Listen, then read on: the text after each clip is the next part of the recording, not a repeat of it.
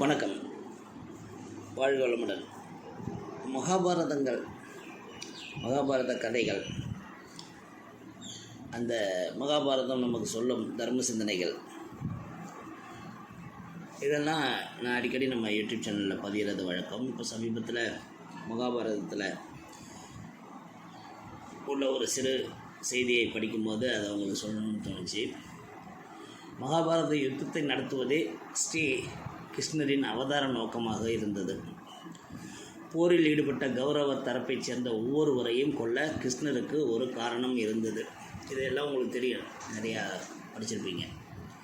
தாங்கள் மேற்கொண்ட சபதத்தின் காரணமாக பீஷ்மர், கர்ணன், துரோணர் போன்ற மாவீரர்கள் பல அக்கிரமங்கள் அவர்கள் முன்னிலையில் நடந்தேறிய போதும் அந்த சம்பதத்தை காக்க வேண்டி அமைதி காத்தனர்.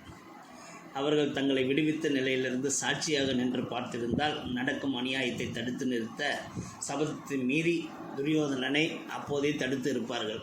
அதற்கு பல சந்தர்ப்பங்கள் அமைந்தன. கிருஷ்ணருக்கோ அதர்மத்தை வேரோடு அறுக்க வேண்டும் என்று உறுதியான எண்ணம் இருந்தது. அதற்கு பாண்டவர் தரப்பை பயன்படுத்தி அக்கிரமம் செய்த சத்திரியர்களை இல்லாமல் செய்ய வேண்டும் என்று அவர் கருதினார்.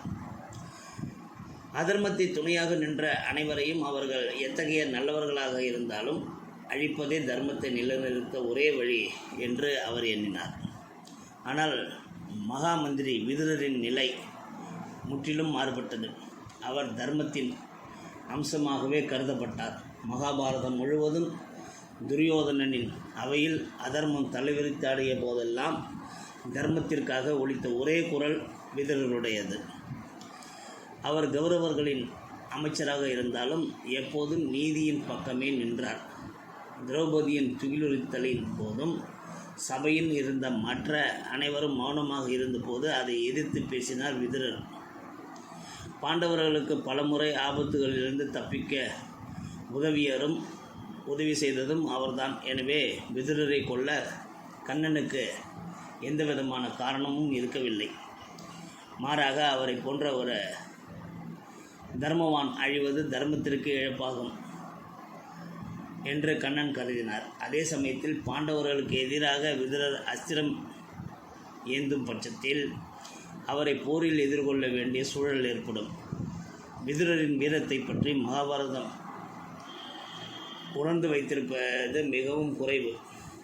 அவர் ஒரு அதிரதி என்று சொல்லக்கூடிய மிகப்பெரிய பராக்கிரமசாலிங்கிறது பலருக்கு தெரியாது, மகாபாரதம் படித்தவங்களுக்கும் தெரியாது. ஒருவேளை அவர் அஸ்திரம் ஏந்தி பாண்டவர்களுக்கு எதிராக போர் புரிந்திருந்தால் போர் இன்னும் நீண்டு இருக்கலாம். மேலும் விதுரரை பாண்டவர்கள் மிகவும் நேசித்தனர். அவருக்கு எதிராக அர்ஜுனன் அஸ்திரம் ஏந்தி இருக்க மாட்டான். தர்மன் எனக்கு நாடே வேண்டாம் என்று போயிருப்பான். தவிர விதுரருக்கு எதிராக அஸ்திரம் ஏந்தி இருக்க மாட்டான். கண்ணன் இப்படி ஒரு சூழல் ஏற்படுவதவே அப்படி ஒன்று வந்துன்னா கஷ்டமாக போமேன்னு சொல்லி கண்ணன் அதை விரும்பலை. விதுரரை போரில் பங்கேற்காமல் செய்ய வேண்டும். அதே சமயம் அதை பாண்டவர் தரப்பும் ஒரு கேட்க முடியாத ஒரு சூழ்நிலையை உருவாக்கணும். ஒரு வழி கௌரவர்கள் விதுரரை போரில் பங்கேற்காமல் செய்வதுதான். போருக்கு முன் கண்ணன் தூது சென்றபோது அவர் துரியோதனன் விருந்தை மறுத்து விதுரரின் இல்லத்திலேயே தங்கி உணவு அருந்தினார். இது விதுரரின் பக்திக்கும் தூய்மைக்கும் கண்ணன் கொடுத்த அங்கீகாரமாகும். அதே சமயம் அதில் ஒரு ராஜதந்திரமும் இருந்தது. போருக்கு முன் நடந்த ஆலோசனை கூட்டத்தில் கூட துரியோதனனிடம் பாண்டவர்களுக்காக சேர வேண்டிய நிலத்தை கொடுத்து விடலாம் என்று அவர் உரைக்க துரியோதனன் அவர் மீது சினம் கொண்டான்.